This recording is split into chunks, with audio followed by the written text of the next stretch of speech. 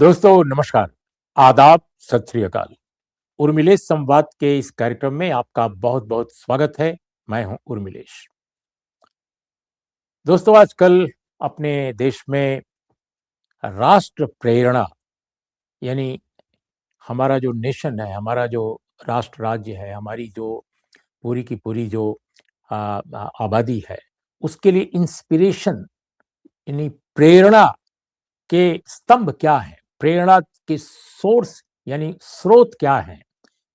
कहाँ से सबसे अधिक अपने मुल्क के लोगों को प्रेरणा मिलती है या मिल सकती है, जो पूरे देश के लिए, पूरे समाज के लिए, पूरी आबादी के लिए एक बेहतर राष्ट्र राज्य के रूप में हम विकसित कर सकें।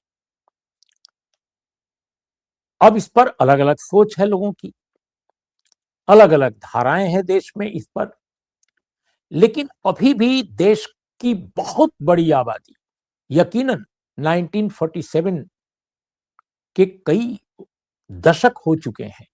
लेकिन इन दशकों के बावजूद भी हमारे देश में जब तक समाज जीवंत है, जब तक इतिहास जिंदा है, जब तक वर्तमान से छटपटाहट है कि हम इसको और बेहतर करें, तब तक स्वाधीनता जो संग्राम हमारा है, हमेशा वो जिंदा रहेगा। उसकी कथाएं लोगों की जुबान पे रहेंगी, उनको खत्म नहीं किया जा सकता है। तो सबसे अधिक प्रेरक अगर कुछ भी है हमारे इतिहास में हाल के वर्षों में, तो वो घटना है जिससे हम एक राष्ट्र राज्य बने। भारत नाम के देश का एक मुकम्मल, एक एक सार्वभौम स्वतंत्र राष्ट्र बना और वो फ्रीडम स्ट्रगल से बना। और फ्रीडम स्ट्रगल में दोस्तों अनेक शहीदों की कुर्बानी दर्ज है। और उसमें सबसे चमकदार जो सितारे कुछ हैं, भगत सिंह हैं, सुखदेव हैं, राजगुरु हैं, बटुकेश्वर दत्त हैं, अनेक लोग हैं, चंद्रशेखर आजाद हैं। हमेशा इनसे रोशनी मिलती है पूरे समाज को, पूरे देश को, हर जनरेशन के लोगों को। अब अलग बात है कि इस समय जो सत्ता में बैठे लोग हैं, वो जब प्रेरणा स्थल बनाते हैं, तो वहां किसी और को खड़ा कर देते हैं। हमें किसी नेता से चाहे वो सत्ता में रहा हो या सत्ता में नहीं रहा हो, उससे परहेज नहीं है। लेकिन हम जब प्रेरणा की बात करते हैं, तो सबसे अधिक प्रेरणा किससे मिलती है? हमारे साथी पत्रकार शीतल पी सिंह अभी हाल में पंजाब में घूम रहे थे और पंजाब में घूमते हुए वे सरहद के पास पहुंच गए, फिरोजपुर। फिरोजपुर के हुसैनी वाला जो राष्ट्रीय शहीद स्मारक है, जहां शहीद आजम भगत सिंह और उनके साथियों सुखदेव राजगुरु को जहां क्रिमेट किया गया था, जहां उनका एक तरह से अंतिम संस्कार कर दिया गया था, उनके परिवार के लोगों को उनका पार्थिव शरीर नहीं मिला। वहां पर स्मारक जो है शहीदों का, बटुकेश्वर दत्त भी बाद में वहीं पर दफन किए गए। तो ये सभी लोगों का जो स्मारक है, यहां तक कि भगत सिंह की मां का भी जब बाद में निधन हुआ, वो वहीं पर वो क्रिमेट की गई। तो उस शहीद स्मारक से वो लौटे हैं अभी हाल ही में, शीतल पी सिंह। हम आज उन्हीं से बात करेंगे कि वो उन्होंने क्या वहां देखा और अभी मुल्क को इंस्पिरेशन कितनी शहीदों की कुर्बानियों से, उनके इतिहास से मिल रही है, और जो मौजूदा निजाम है, मौजूदा जो सत्ता है, संरचना है, वो कैसे इनको देखती है। शीतल जी, आपका हमारे इस कार्यक्रम में बहुत-बहुत स्वागत है। बहुत इस बहुत धन्यवाद, आपने बुलाया और ऐसा विषय रख दिया कि क्या बताया जाए। खैर जी। तो इस टिप्पणी के बाद एक संक्षिप्त टिप्पणी के बाद मैं आपसे जानना चाहता हूँ, आपने विजिट किया, आपने उस जगह को देखा, बहुत सौभाग्यशाली आप हैं। आपके ऑब्जर्वेशन क्या हैं? आपने कैसे देखा? क्या महसूस किया? देखिए, जब भी हम लोग होश हवास में हुए, बचपन से आगे बढ़े और देश के इतिहास के बारे में थोड़ा बहुत अ, शिक्षा लेते समय पता लगा। उसके बाद तरुणाई में और चीज़ें हुई, तो आपके दिमाग में सभी के जो भी है, मनुष्य जाति में है, जिसके पास विवेक है, उसको जीवन में कुछ चीज़ें प्रभावित करती हैं, जैसे कहता है, एकदम से जिनका आप पे कुछ ऐसा असर होता है जो रहता है, पूरी जिंदगी रहता है। तो हम मतलब ऐसा कोई हो नहीं सकता जिसने अपने बचपन में और तरुणाई तक जाते जाते शहीद आजम भगत सिंह के बारे में पढ़ा हो। सबने ही पढ़ा है। हम लोगों की पीढ़ी में ऐसा कोई नहीं है जो इससे अज्ञानी हो। अपनी अपनी वो हो सकती है कि कौन किस सीमा तक उस क्षेत्र में पढ़ने गया। लेकिन एक मोटा मोटी सोच तो सबके बारे में सबके पास है, और सब में ये मैंने पाया था वो एक नाम ऐसा है शहीद आजम का, जिनका नाम आते ही एक आदर का भाव, और एक कह सकते हैं कि अम, एक अलग तरह का भाव पैदा करता है उनका नाम। और आदमी झुक जाता है उस नाम के आगे, फील ही अलग हो जाता है। फिर हम जाहिर है हमारे और शहीदों के नाम जिनका आपने सब बताया आज़ादी की लड़ाई में अलग अलग तरह से हैं। फिर हम गांधी जी के बारे में पढ़ते हैं, नेहरू जी के बारे में पढ़ते हैं, सरदार पटेल के बारे में, अंबेडकर साहब के, अन्य सब पढ़ते आते हैं।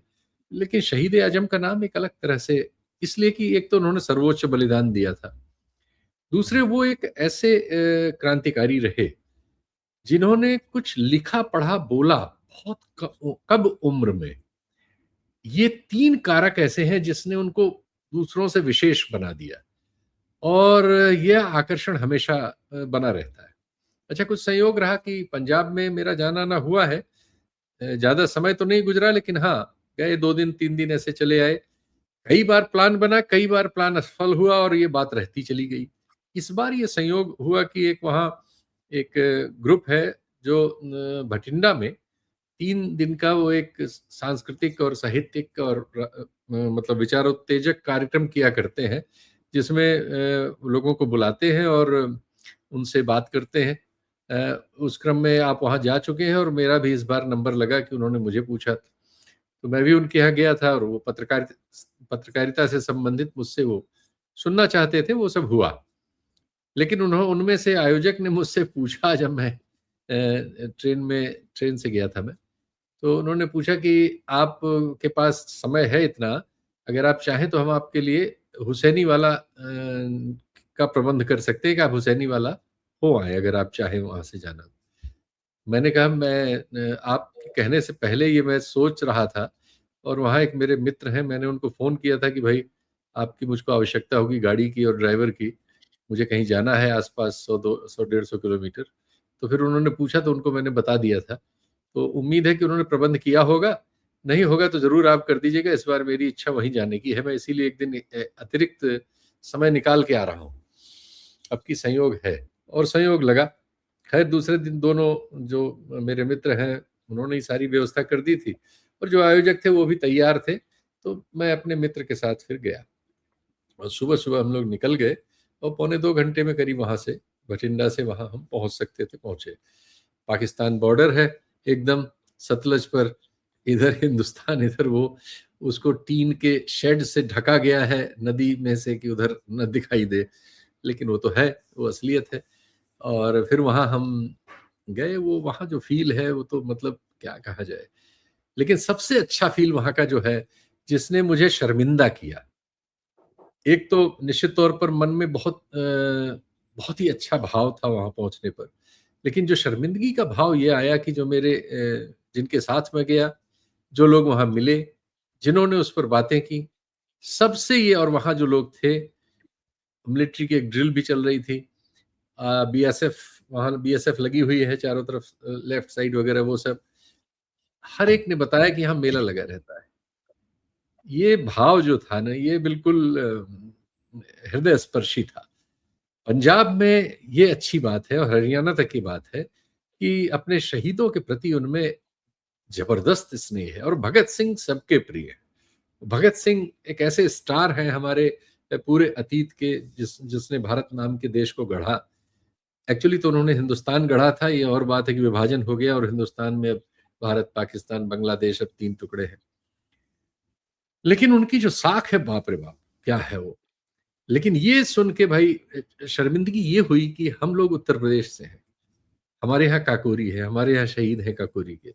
फैजाबाद में अशफाक उल्लाह है, राम प्रसाद बिस्मिल हैं इधर, और रोशन सिंह हैं, और अन्य हैं। हम इलाहाबाद लोग में चंद्रशेखर आजाद की शहादत है। चंद्रशेखर आजाद हैं, इलाहाबाद में तो फिर भी इलाहाबाद यूनिवर्सिटी है, तो चुनावों में, छात्र संघ चुनाव में उनका जिक्र हमेशा ही होता है। फिर भी वो मेले वाला भाव नहीं है जो पंजाब ने मुझे शर्मिंदा किया जिस लिए। और काकोरी में तो उस तरह का कभी ऐसा हुआ नहीं कि कभी किसी ने ऐसा मैंने सुना हो कि मेरा मन करे कि मैं जाऊं वहां। हालांकि अब वहां से लौटने के बाद मेरा मन ये हो गया है, और मैंने आपसे भी कल बात ही की कि अब मैं लखनऊ जाने के बाद बरबस जाऊंगा वहां। ये पंजाब ने मुझे शर्मिंदा किया है, सच्ची बात ये है। और हम लोग जो है अपने पूर्वजों को सम्मान उत्तर भारत में उस तरह से, मतलब अब पंजाब भी उसी में आएगा, लेकिन पंजाबी देते हैं ये बड़ी बात है, और हम नहीं देते ये बुरी बात है। ये भाव मैं वहां से लेके आया हूँ। मतलब जैसे कहा जाए कि एकदम से जो एक्सप्रेशन आपने पूछा वो तो ये है। अब आप कोई और सवाल करें तो मैं उसके उत्तर में आता हूँ। तो इसका मतलब ये कि जो वो बहुत मशहूर एक दो लाइनें हैं, शहीदों की चिताओं पर लगेंगे हर बरस मेले, वतन जी। पर मरने वालों का यही बाकी निशान होगा। तो ये चीज वहां पर जीवंत है, मूर्त है। लेकिन दूसरे हिस्सों में देश के अलग अलग ढंग की बातें हैं। जैसे आपने जिक्र किया काकोरी का, आपने फैजाबाद का जिक्र किया, जिसे अब अयोध्या कहा जाता है। अशफाकुल्ला खां वहां पर शहीद हुए, और चंद्रशेखर आजाद तो खैर है। तो हम आपसे ये जानना चाहते हैं कि अभी जो वहां पर आप गए, तो शहीद आजम भगत सिंह केवल आजादी की लड़ाई के एक शहीद नहीं थे, एक बहुत बड़े विचारक भी थे। इतनी कम उम्र में दुनिया में ऐसा प्रतिभाशाली विचारक का होना अपने आप में आश्चर्यजनक है। बहुत सारे लोग समझते हैं कि उन्होंने असेंबली में बम फेंक दिया, जबकि असेंबली में बम फेंकने का मकसद किसी को मारना नहीं था। यह भी इतिहास में दर्ज है और चीजों को यस। सभी लोग जानते हैं। तो वहां जाकर मौजूदा जो राष्ट्रीय परिदृश्य है इस समय, देश का जो राजनीति है, आपको क्या लगा? क्या भगत सिंह की उस महान विरासत को, जैसा आप कह रहे हैं कि पंजाब हरियाणा के लोगों तक तो है, लेकिन जो देश के बड़े सत्ताधारी हैं, जो देश चलाने वाले लोग हैं, क्या वो भगत सिंह की उस शहादत को, उस विरासत को, उस विचारधारा को, उनके सपनों का देश बनाने की जद्दोजहद को, क्या वहां उनका कोई आपको कनेक्ट दिखाई देता है? क्या लगता है कि हमारी जो मौजूदा, भूल जाइए कि किसकी सत्ता है, लेकिन जो सत्ता में बैठे लोग हैं, देश बनाने की जिम्मेदारी जिन पर है, क्या भगत सिंह के सपनों के साथ कहीं उनका कोई जुड़ाव आपको महसूस हुआ? नहीं, ये सब के सब उनसे डरते हैं। मैं इसको कहने में मुझे बिल्कुल हिचक नहीं है। ये सब के सब भगत सिंह से, बिस्मिल से, अशफाक उल्लाह से, चंद्रशेखर आजाद से, बटुकेश्वर दत्त से, इन सब से डरते हैं। ये उनके पास भी नहीं जाना चाहते, और ये उनके पास जाने लायक नहीं है। अगर ये उनके वारिस होते तो ये जो शर्मिंदगी का एहसास मुझे हुआ, ये इसलिए कि वो सत्ता में थे, वो सत्ता में हैं और सत्ता में रहे हैं। ये एहसास तो मुझसे बहुत ज्यादा उनको होना चाहिए था। जो आपने अभी शेर पढ़ा है, दरअसल मेले वहीं लगने चाहिए थे इस देश में। अगर हम कहीं और मेले, कितने भी किन्हीं मेलों का कोई जिक्र कर लें, अगर वहां मेले हम नहीं लगा रहे हैं तो हम अपने इतिहास और अपने वर्तमान के साथ भी, और अपने पूर्वजों के साथ अन्याय करने के गुनहगार हैं, या उनकी उपेक्षा करने के कम से कम गुनहगार हैं। और हम जानते हैं शासक लोग नहीं ऐसा करेंगे, लेकिन समाज को ऐसा करना चाहिए था, और उसमें हम सब लोग उस गुनाह के गुनहगार हैं। ये इस आजाद देश के अगर कहीं सबसे बड़े तीर्थ हैं तो ये शहीदों के स्थल है। मैं तो ये फील करता हूँ। और मतलब ये भावना जो वहाँ पैदा होती है जाने पर, और जब सारे वृतांत आते हैं कि कैसे 24 मार्च को उनको फांसी होनी थी, एक दिन प्रीपोन की गई, 23 को करके उनको जल्दी जल्दी रावी के किनारे लाहौर के पास जला के वो करने की कोशिश की गई, फिर वहां से शव लेके भागे गए, फिर हुसैनी वाला में ले जाके वो सब किया गया। ये सब चीजें जो मिलजुल के उस सारे परिदृश्य को पैदा करती हैं, क्योंकि उस समय उनके उस बलिदान से पूरा वो खड़ा हो गया था देश।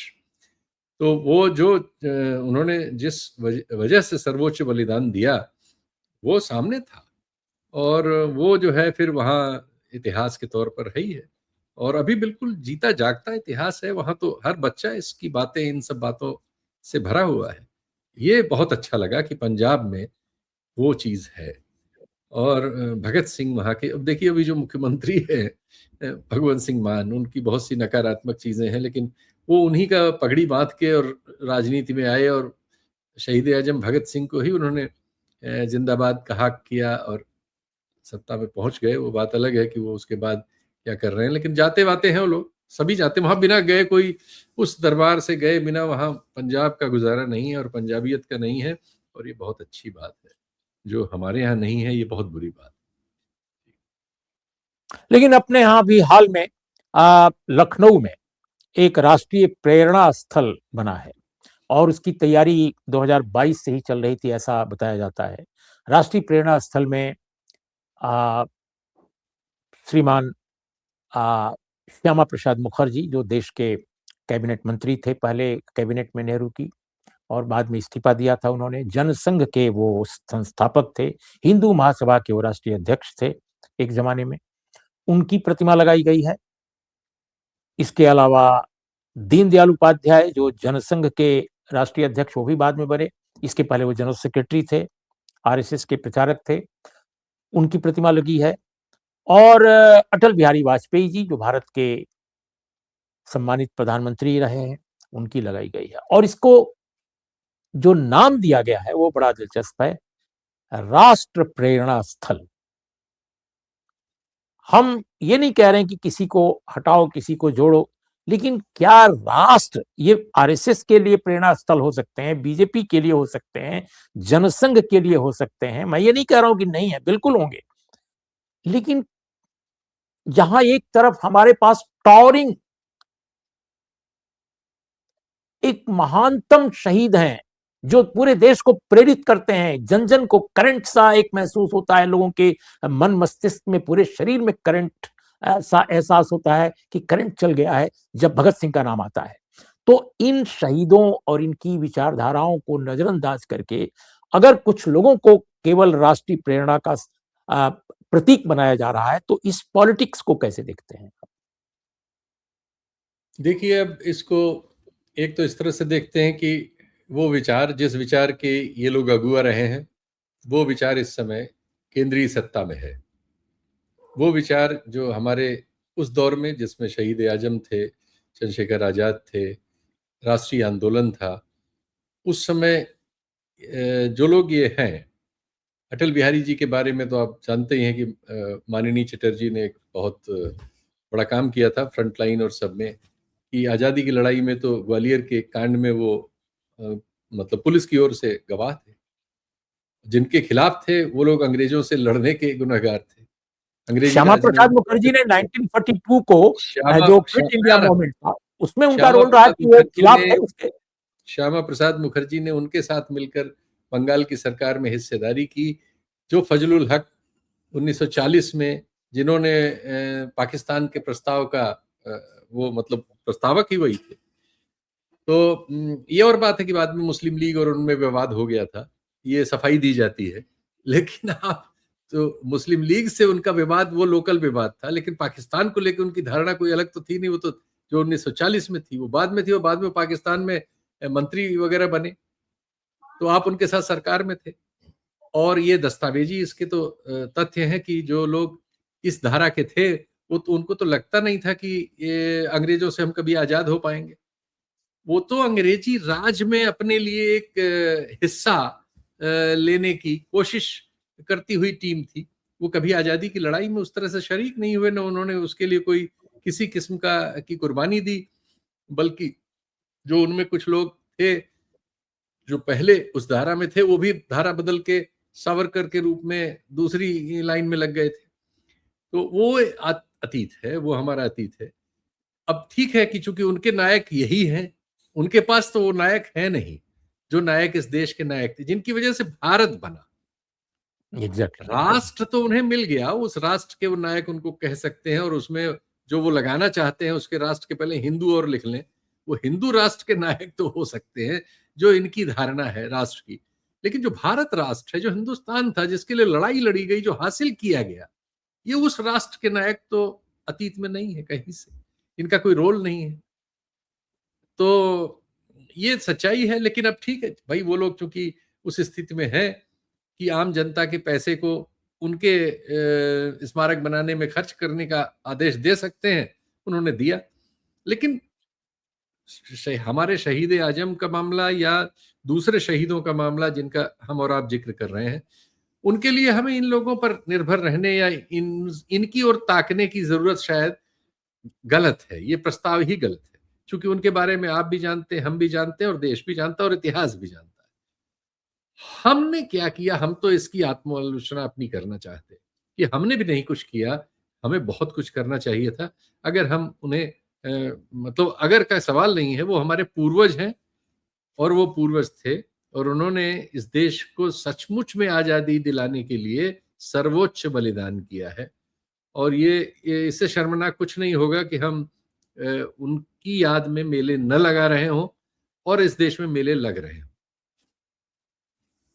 तो क्या आपको लगता है कि जो इतने लंबे समय तक रिजीम रही, बीजेपी की रिजीम से पहले कांग्रेस की रिजीम की बात मैं कर रहा हूं, या उसके बाद यूनाइटेड फ्रंट, या जो भी कम समय के लिए जो सरकारें रहीं, क्या इनका भी कसूर है?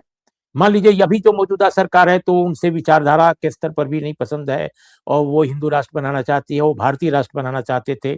लेकिन जो लोग भारतीय राष्ट्र बना रहे थे, मैं कांग्रेस की बात कर रहा हूं, क्या उनसे भी चूक हुई कि उन महान शहीदों की वैचारिकी को, उनके मतलब बलिदान के उनके मूल्यों को कैरी फॉरवर्ड अपने आगे नहीं ले जाया सका, नई पीढ़ी को उससे जोड़ा नहीं जा सका? क्या ये बात आपको लगती है कहीं ना कहीं चुभती है? नहीं, भारी चूक हुई, चूक नहीं भारी चूक हुई। लेकिन देखिए, नेहरू जी के जमाने तक बहुत कुछ हुआ है, इसलिए हम उसे एकदम से खारिज नहीं कर सकते। और इसलिए भी कुछ समय देश बनाने का भी एक बहुत बड़ा महती काम था। देश को बनाना, देश के संस्थान बनाना, देश में लोकतंत्र को बनाना, इंस्टीट्यूशंस को बनाना। तो नेहरू जी के ज़माने में दरअसल जितना काम हुआ है, इसलिए हम उन्हें इस गुनाह से बरी करते हैं, यूँ कहा जाए। लेकिन उसके बाद जब देश एक देश के तौर पर बन गया, इंस्टीट्यूशंस मूव ऑन कर गए और इंदिरा गांधी वगैरह आईं, एक्चुअली वो बुरा वक़्त वही है जो श्रीमती गांधी का कार्यकाल रहा, जनता दल का कार्यकाल रहा, फिर राजीव गांधी का कार्यकाल रहा। ये वो कार्यकाल है जब हमने अपने अतीत की जो भी मर्यादाएं थी और जो हमारी विरासत थी, उन सब के मामले में बहुत कम हस्तक्षेप किया या उनको फॉलो अप नहीं किया, और बहुत सी चीजें नकारात्मक और गलत धारणा की ओर गईं, और उसकी वजह से उन आरोपों को ताकत मिली जो आज उनके ऊपर हैं कि वो परिवारवादी हो गए, सिर्फ अपने लिए उन्होंने सोचा। इस सब में ताकत, मतलब ये आरोप भी है और इनमें रियलिटी भी है, दोनों चीजें हैं। और उस दौर में हमने उस जिम्मेदारी को खो दिया, क्योंकि एक राष्ट्र जब एक स्थिर होने की ओर दशा में बढ़ता है, जब उसकी एक सुरक्षा बन जाती है, जो 71 के युद्ध में हमारे सामने प्रकट हो गई कि अब हम सुरक्षित हैं, बल्कि हम इस हालत में हैं कि हमारे अड़ोस पड़ोस में जो समस्याएं हैं, उसमें हम ऐसा हस्तक्षेप कर सकते हैं जैसा बांग्लादेश के रूप में हमने किया। ये वो वक्त था कि हमें अपने ऐतिहासिक नायकों के साथ वो करना था। अगर हम वो कर रहे होते और उन नॉर्म्स पे होते, तो शायद इस देश का आज जो नक्शा जहां पहुंचा है, जिसकी आप बात कर रहे हैं कि हम किनके पुतले लगा रहे हैं और किनके लगाने थे, वो हम शायद वो न हो रहा होता, और इस देश में वो हो रहा होता जो होना चाहिए था। जी। आपसे इस बारे में बिल्कुल आखिरी सवाल कि बहुत सारे देश में ऐसे कुछ विचारक हैं, और बहुत सारे लिखने पढ़ने वाले लोग हैं, जिनका मानना है कि भगत सिंह, शहीद आजम भगत सिंह, क्योंकि वो एक विचारक भी थे, इतनी कम उम्र में उन्होंने जो कुछ लिखा है, चाहे वो दलित मुक्ति पर लिखा हो, चाहे वो ड्रीमलैंड की भूमिका लिखा हो, या यह कि स्टेट को कैसा होना चाहिए, भारत को कैसा बनाना है, ये सब बहुत सारी चीजों पर उन्होंने लिखा है, धर्म पर लिखा है।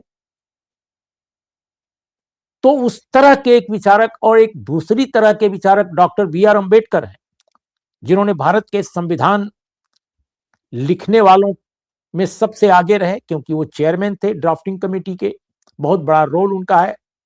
और उन्होंने कास्ट को खत्म करने की एक दार्शनिक विचारधारा पेश की कि कैसे भारत को जाति मुक्त कराना चाहिए अगर हम डेमोक्रेसी को स्टैब्लिश करना चाहते हैं।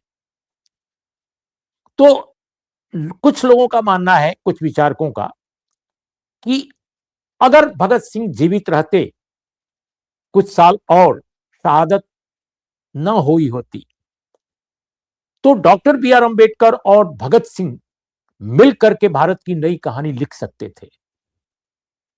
आपको कैसा लगता है यह विचार? मैं इसमें दो अलग अलग चीजें देखता हूं। शहीद आजम भगत सिंह उस समय के उस वातावरण से प्रभावित थे जिससे दुनिया भर प्रभावित थी।